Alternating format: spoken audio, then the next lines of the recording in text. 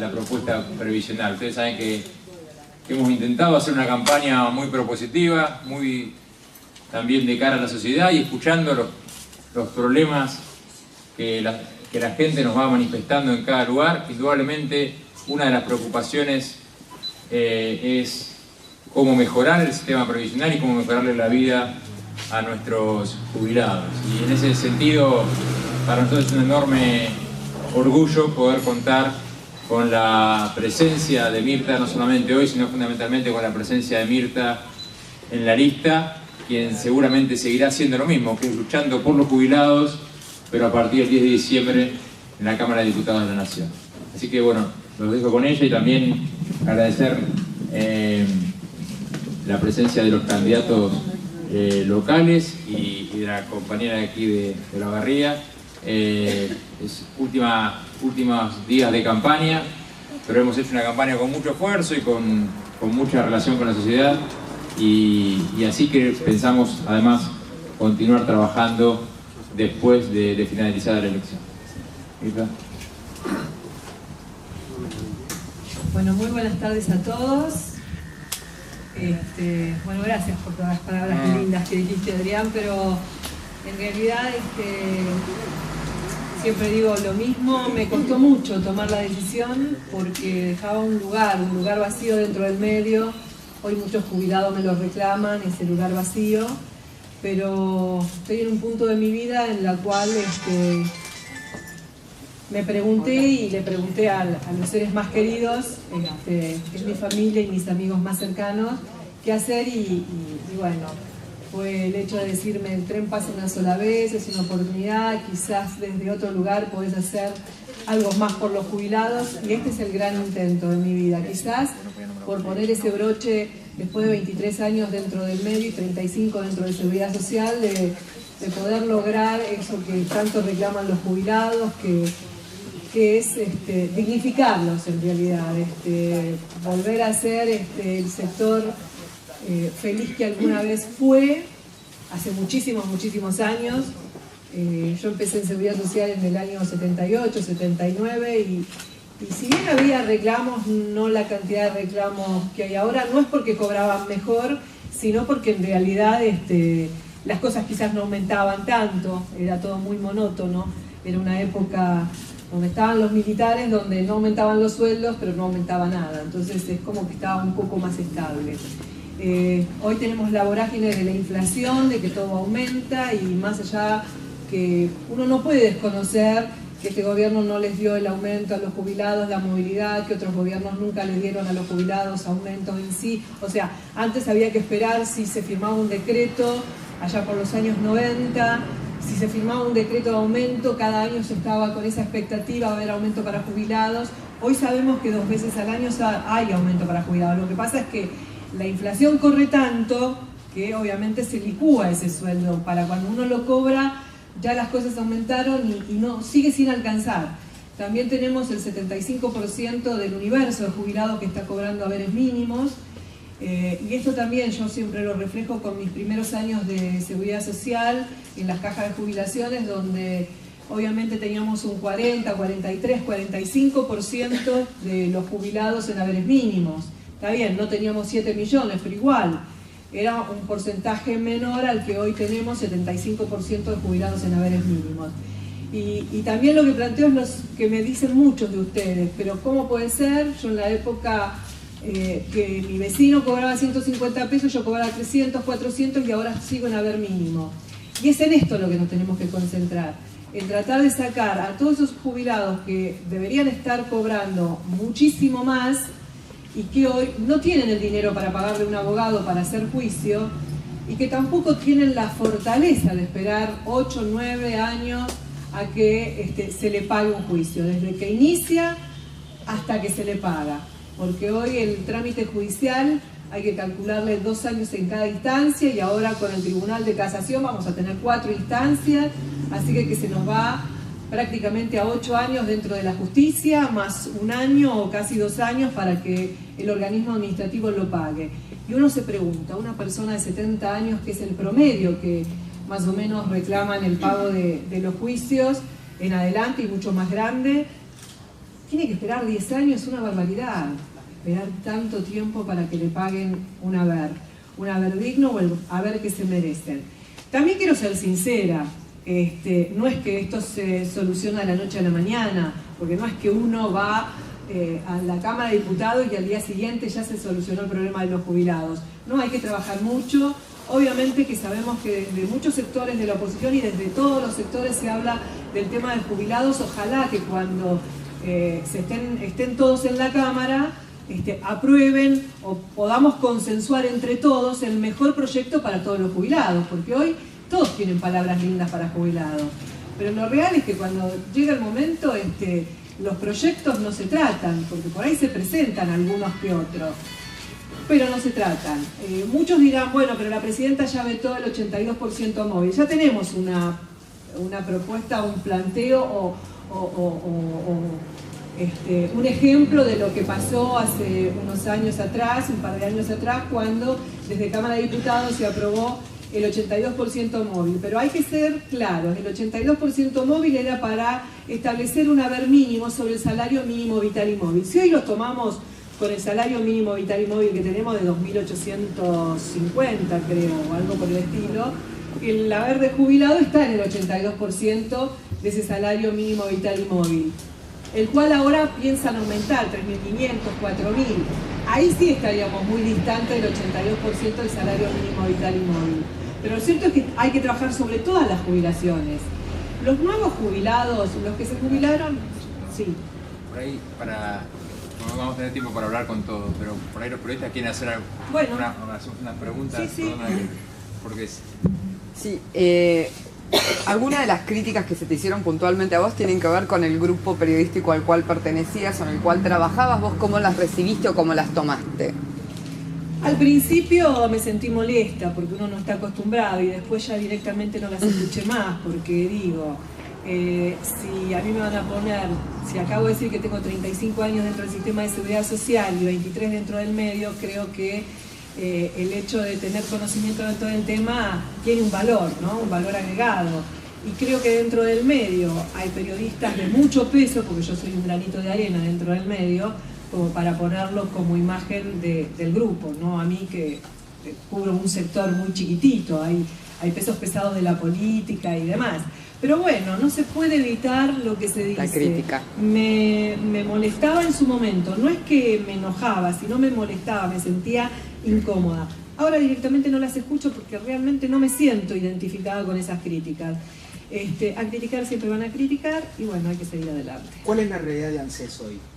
La realidad de ANSES es que si bien viene trabajando y viene pagando las jubilaciones, se vienen pagando las movilidades, tenemos lo que acabo de decir, un 75% de jubilados en haberes mínimos, los cuales hay que trabajarlo, hay que trabajar sobre una recomposición. No solamente es pagar jubilaciones, no solamente cumplir con el pago de las asignaciones, hay muchas cosas buenas que se hacen, pero no se pueden hacer a medias. Hay una deuda interna que hay que pagarla y hay que trabajarla. El tema de que se utilice algunos fondos del ANSES para otras cuestiones, ¿esto afecta a los futuros jubilados? En realidad, vos te estarás, o sea, lo que querés apuntar al Fondo de Garantía de Sustentabilidad. El Fondo de Garantía de Sustentabilidad son los fondos que se recuperaron de las AFJP. Estos fondos dentro de la ley misma dice que es el capital que va a hacer frente a una posible crisis si un Estado no puede pagar las jubilaciones. O sea, no es un fondo que se deba de gastar, es un fondo que se tiene que acrecentar, que el capital no se puede diluir o dilapidar. O sea, si vos usás un capital para dar préstamos, créditos a empresas amigas o conocidas y se lo das a un valor de interés muy pero muy bajo, ese capital no lo acrecentás mucho, estás ayudando a terceros con la plata de los jubilados, con la plata de los trabajadores, porque claro, recordemos que es plata de trabajadores activos, porque es un trabajo, o sea, es el aporte que hacemos los activos para pagar los pasivos, porque en su momento los que hoy están jubilados fueron trabajadores y le pagaron con sus aportes a los que estaban jubilados en su momento. O sea, el fondo de garantía está bueno que se mantenga, que se capitalice y que sirva, obviamente, si tenemos recursos de más que los capitalizamos bien, se pueden invertir. Lo que pasa es que igual para la recomposición se necesitan generar fondos más genuinos, constantes y estables, y no que se gaste y se pierda porque no solamente hay que dar aumentos, porque muchas veces decimos, damos el aumento con el fondo de garantía, pero después ¿cómo sostenemos ese aumento en el tiempo? Es bueno también ser responsable en eso, ¿no? Usted recién planteaba el hecho de que llega aproximadamente 10 años un juicio de jubilados. Digo, ¿cómo se puede resolver eso para el corto plazo? Lo que está. O sea, no podemos modificar los tiempos, salvo que la justicia empiece a acelerar y a hacer las liquidaciones, la sentencia en forma inmediata. Hoy es todo muy lento dentro de la justicia, los mismos jueces, la misma corte se queja porque hay miles y miles de juicios que entran en la corte cuando deberían liquidarse por los fallos que ya están. Por ejemplo, Badaro. Siguen entrando juicios por Badaro cuando ya tenemos un fallo, pero como la ley dice pagar de 2009 en adelante y no Badaro 2002-2006, eso sigue generando juicios, o sea, es todo incompleto, no se hace todo completo. Si cuando el Congreso dictó la ley de movilidad lo hubiese dictado de acuerdo al fallo Badaro, hoy no tendríamos tantos juicios en danza. De todos modos, los que se jubilaron en 2009 en adelante están sacando sus saberes más o menos acorde al sueldo que aportaron. No va a haber muchos juicios, el problema es la deuda pendiente, es la deuda interna. O bien, hay muchos que no pueden pagar los juicios, no pueden pagarle un abogado, lo bueno es la recomposición para darle esta dignidad al jubilado, es decir, le pagamos el haber que le corresponde, evitando ir a los juicios. Y quizás a los que están en juicio, comenzando los juicios, si les sale una recomposición, a mí personalmente los jubilados me dicen, a mí no me importa el retroactivo, yo quiero cobrar el haber que me corresponde. Muchos de los jubilados dirían, bueno, yo no sigo con el juicio porque no voy a estar 10 años, cobro el haber que me corresponde. Eso es. Las consultas que usted tenía en su micro a la tarde en TN, digo que eso se hacía a través del mail y demás. En esta recorrida que está haciendo por la provincia de Buenos Aires, ¿se repiten los temas? ¿Salen temas nuevos? Siempre es el tema de la recomposición de los saberes, otro de los temas es la jubilación anticipada, porque hay mucha gente que lamentablemente no eligió quedarse sin trabajo, fueron despedidas y no tienen la edad. Son muy jóvenes para jubilarse y muy viejos para trabajar. Y tienen los años aportados y no tienen trabajo, no tienen obra social, no tienen subsidios, no tienen planes, no tienen absolutamente nada.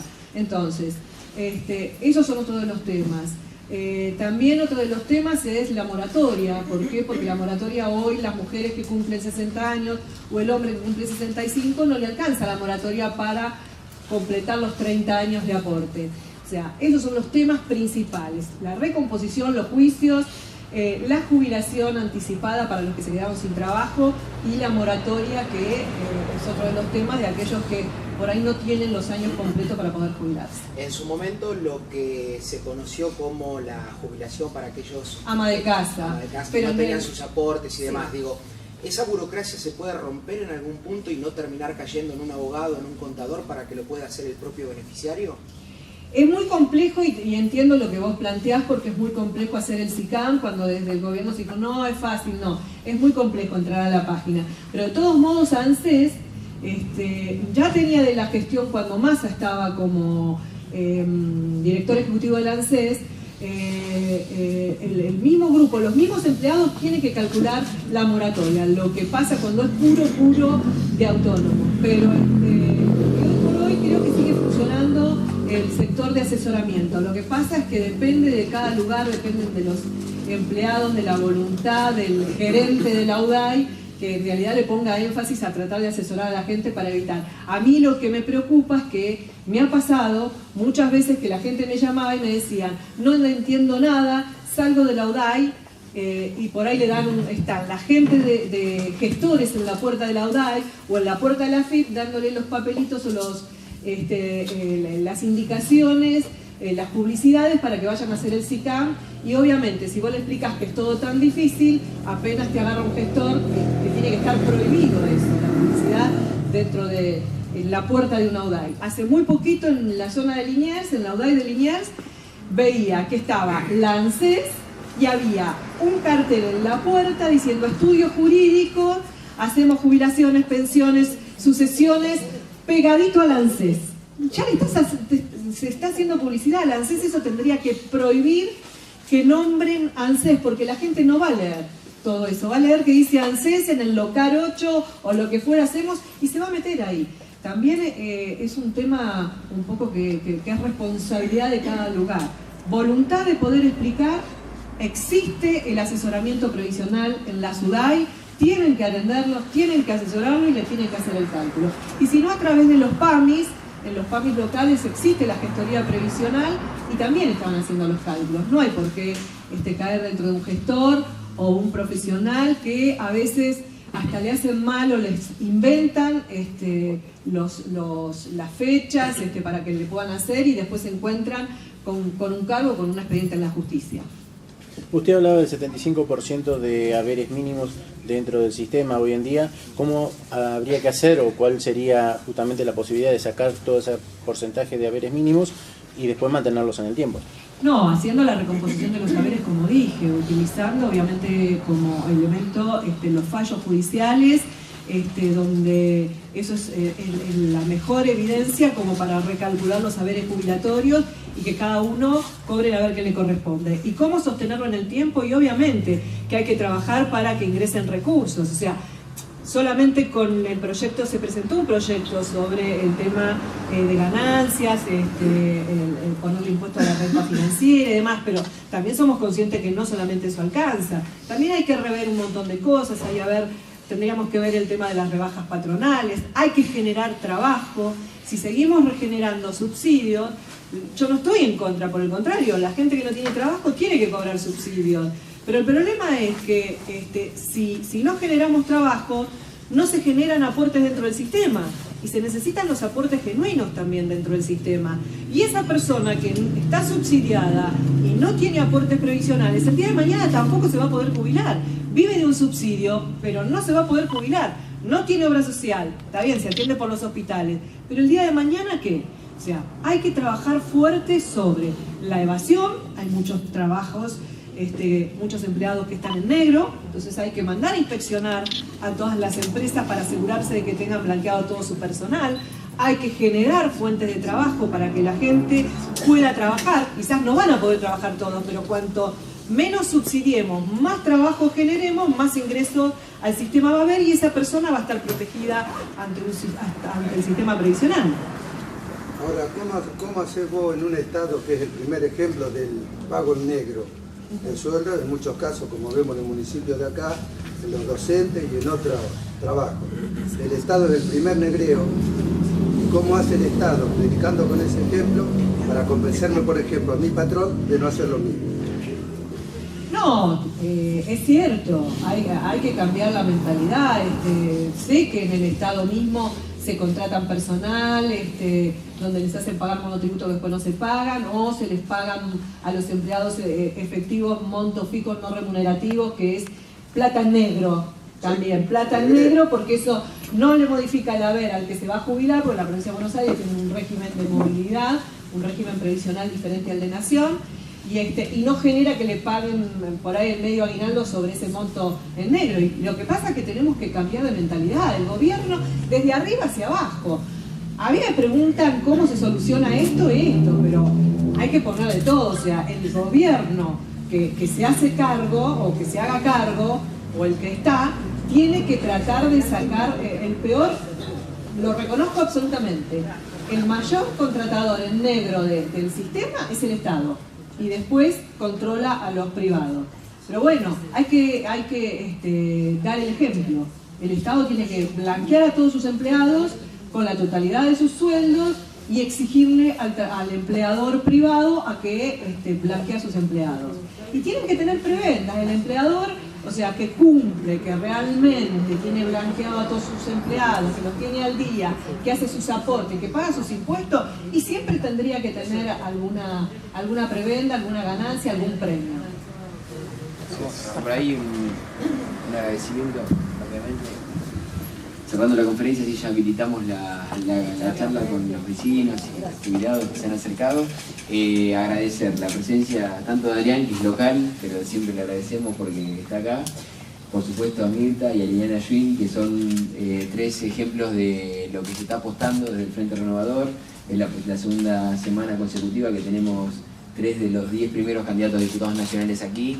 Y claramente Mirta es una referencia que está marcando concretamente la agenda y la discusión que se está dando en la provincia de Buenos Aires, así que el agradecimiento a los tres por estar yo pongo un poco el nombre de la lista de concejales y de los vecinos de Azul, ¿no? Y gracias a los medios por el momento y el tiempo dispensado. Seguimos ahora, si te parece. Gracias.